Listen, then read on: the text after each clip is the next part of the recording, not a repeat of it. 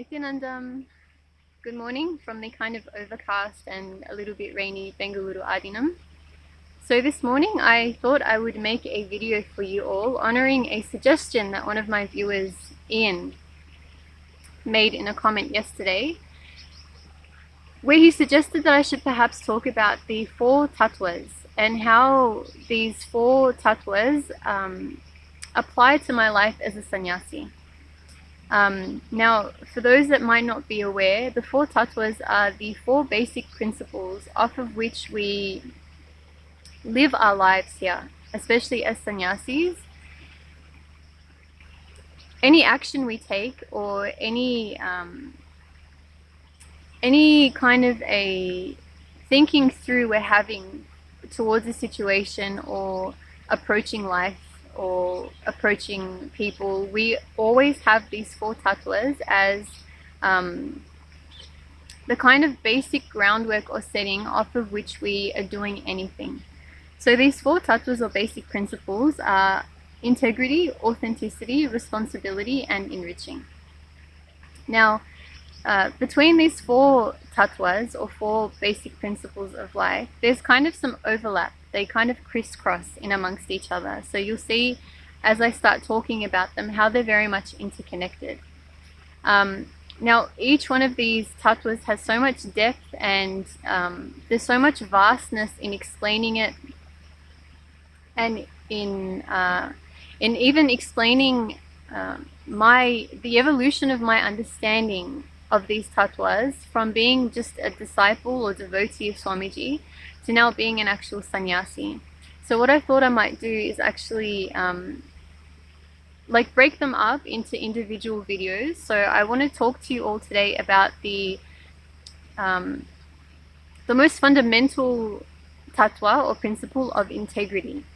So actually this is the one principle which has my understanding of which has evolved probably the most of all of them. So when I was first connected to Swamiji and I first started learning about Swamiji's teachings and started applying them practically in my day-to-day life, what I was taught and what I learned about integrity was basically it has to do with the word we give to ourselves and the word we give to others and how we honor this word. So basically, let's say for example, if I make a promise to my brother that I'm going to do something with him, but I don't honor that word, then this means that I'm out of integrity with what I have committed to him. If we look into our life, if we're living highly unconsciously, there'll be a lot of non-integrated things that we've done. So not just applying to our relationships with others, but also to ourselves. Oftentimes we give ourselves word that we're going to do, that we will do something, whether it's start off a new diet or a new regime at the gym or whatever it is that we have in mind for us, start a new course that we've always wanted to do, but we somehow keep procrastinating and putting it off, and then we never fulfill that. All of these unfulfilled words and promises that we make for others and towards ourselves will leave a big gap in our, obviously in our integrity with our words, but also it'll leave a gap in us where we feel kind of let down. Obviously, the expectation that others have of us, if we're making a word, if we're giving a commitment to someone and we're not honoring that, there'll be a strain in that relationship. The same way, if you're giving yourself word that you're going to do something but you're not honoring that, in that same way there'll be some kind of like a disappointment that you carry inside of you. Like I said, often these things are highly unconscious. We don't really look in to see how often or how much we're doing it until we start actually reflecting on, and even see, one of the first exercises that I ever did was penning down all of the incidents where I've given a word or a commitment to someone that I haven't honored, and seeing how I can complete that situation by either honoring it like I said I would, or dropping it. So if I know that I'm not able to fulfill something that I've promised to someone, it's okay that I drop this commitment or fulfillment if I really can't do it. But in order to have completion within myself and with that other person, and restore that space of integrity, that kind of that bond and that sacredness, communication needs to happen where I express to them in a very honest, sincere way that, hey, I made a commitment to you for something and I'm not able to fulfill it. Therefore, I'm dropping it. And having a discussion, maybe they'll express how they feel about that. Then you can also express the reasons why you were not able to. But it gives closure to this situation. And you're then able to make commitments in the future from a more conscious space of awareness, and making sure that if you are going to make a commitment to others or also yourself, that you will do all that you can to fulfill it, or that you will drop it. You won't have this, you'll find a way to drop this desire at all. So for example, if you've been promising yourself that you will be going to the gym, it's something that you really want to do, you want to start a new training regime, and you keep putting it off week after week after week, at least have the honesty with yourself to say, look, right now, it's not the time. Let me just completely drop this idea altogether, right? So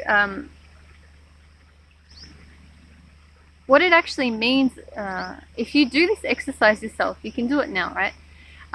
If you write down, take some time right now to write down all of the things that you have been wanting to do for yourself, but you haven't been able to fulfill them. So it could be something as simple as, you want to wake up in the morning at 5 a.m. and go for a walk. You set your alarm for 4:30 a.m. every morning. But when the alarm goes off, you're simply switching it off. And you're going back to sleep, and then you end up waking up at 7 a.m. or 8 a.m. and then you continue on with your normal routine as usual. The next morning, you might again try to set, let's say, 3 or 4 alarms and really jar yourself awake. And maybe it will work for one day, maybe it won't work at all. The action itself of setting more alarms and finding ways to jar yourself won't work. Even if it works for a few days and you relapse into that same space of that same old habitual pattern of sleeping in and continuing with your routine, this gap that you're feeling, this kind of, there'll be a subtle feeling that you've let yourself down and that you're not fulfilling what you really want. By setting more alarms or creating more actions in which you can get yourself up and about is not the way to go. What you need to look into is, see, there's one part of you that wants this new, that has enthusiasm for this new way of life, for waking up early, going for a walk, whatever it is. I'm just using like the most basic example that I know like people will struggle with. There's one part of you that really wants this new way of life. But there's some part of you, there's some see, inside of you, you're fragmented. There's one part of you that wants one thing, there's another part of you which is resisting. So taking actions while you have this fragmentation inside of you isn't really going to help you. What you need to do is look into yourself and see, what is this fragmented part that doesn't want to do this? What is it that's there? What is it inside my inner space which is resisting? Put your attention to it and see how you're able to complete with that non-integrated part of you, with that fragmented part of you. See that you have the ability to put all of your energy and enthusiasm and drive into anything. If you've ever been truly passionate about something where you have this one-pointedness, you're so focused on something, you see how much life supports you and how much energy you have and how much drive you have, you virtually forget about eating and sleeping. You are virtually superhuman. there's no fragmentation inside of you. It's that kind of a drive which is completely integrated to that goal. So this is what you want in everything that you're doing at every point in time, and you can have that. If it's not happening though, you need to look into yourself and see where is there a non-integrated part of you? Where is there a part of you which is resisting, and why is it resisting? Only through introspection and by looking in and seeing what is the belief, or what is the cognition, or what is the idea that you're carrying that's inside of you, which is counterproductive or conducive to what you're trying to do. Why is it there? What is it, and how can you bring healing to it, and how can you bring it to alignment? So a lot of these, and this is why inner awakening, I feel, is so important for everyone, is it gives you the perfect ambience and the setting to actually look into these things. Like I said, we feel that yes, we want transformation, and yes, we want to attend to these things inside of us, but where do we find the time? Or we start and it's kind of a half-assed effort, or we start and then we leave halfway between what we're trying to do. So there's the kind of energy that we should be putting into these things, we're not. And this is what, like I said, this is why I feel inner awakening is so important, is because there's no running away from it. This is the time, you've invested your money, you've invested your time into doing solely this.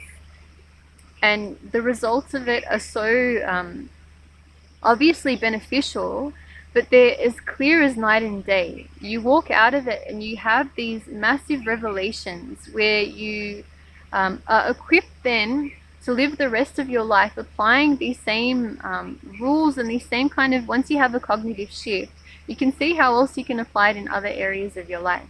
So this was my basic understanding of integrity and how we should be applying it, and how it helps us to really live the life that we want to live. Now, since taking sannyas,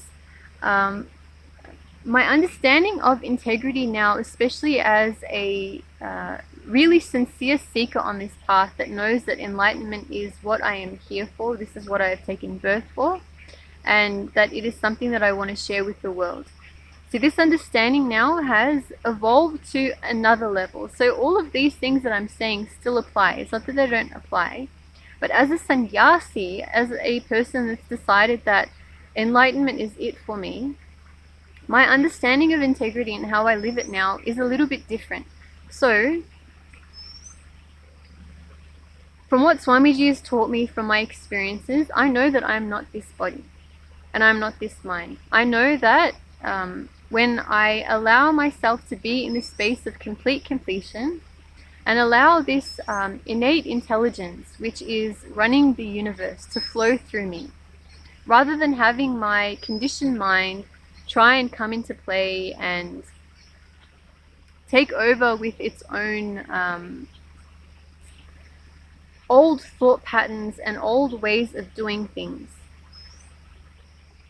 I know that this space of, whatever you want to call it, advaita, oneness, going beyond the mind, this is the residing space as a sannyasi that I'm trying to cultivate and nurture right now, is to be in this space as much as possible. This is my first principle of integrity, is really abiding in this space and flowing from this space as much as possible. That's not to say that I won't have old ways of thinking and old emotional patterns and old thought patterns come up. Obviously, when we're challenged, it's very easy and it's very comfortable for the mind to slip back into that, because it's familiar and it's known, it's how it's been conditioned. As easy as it is to slip into that, for me to be in integrity with this first principle of Sadashivatva, oneness, enlightenment, whatever you want to call it, super consciousness, whatever. My basic integrity is to understand that there is a second thought current. So instead of imbibing, see, with all of this energy and this one-pointedness, moving towards that goal and understanding that no matter what happens, no matter what distractions happen, this is why I am here in this Adinam right now. It is for nothing less other than being in this space. The state is already there. We are all born with the state. But being in this space and abiding in it and expressing it, as long as I keep reminding myself and as long as I keep doing everything from that space, then I'm integrated to what I came here for. If I'm not in that, then I'm somewhere not in integrity, and it shows, right? It'll show in some way, shape, or form. It'll present itself. This fragmentation will be there. It'll be there when I'm speaking with people. It'll be there in many, many ways. There'll be pointers showing that, hey, snap back into integrity. So, and like I said, it's still, the whole thing of keeping my word to myself and to others is still very much there. That still very much applies. It's the backbone of how we do things, and it ties in with the one of the vows that we've taken of Satya, which is truthfulness. So when we take vows of sannyas, there's 5 vows that we commit ourselves to, and one of them is always speaking the truth and always being truthful. So integrity very much goes hand in hand with that. So, but yeah, this basic, what I call as the first principle of integrity is being true to myself in that, in remembering that, in always aligning myself and realigning myself to that, to what it is that I came here for and what it is that I am achieving. So I hope this makes sense to you. If you have any questions, I can keep talking about integrity. I might just leave this for now because it might be going above your head, and I know I've actually expressed a lot, which may or may not make sense. So in the event that it doesn't, I'll leave this open for any questions and comments, and then I can make another video again based off of what I've said or based off of what you're curious to know more about. So like I said again, this is just one tatva. There's 3 more to go, so I will make some more videos about the rest of them. And again, they're so in-depth, and my understanding and living of these principles has evolved so much. There's a lot for me to speak of before sannyas and now as a sannyasi. So thank you so much for your time and for your listening as usual. I look forward to sharing with you all again soon. Thank you. Nityanandam.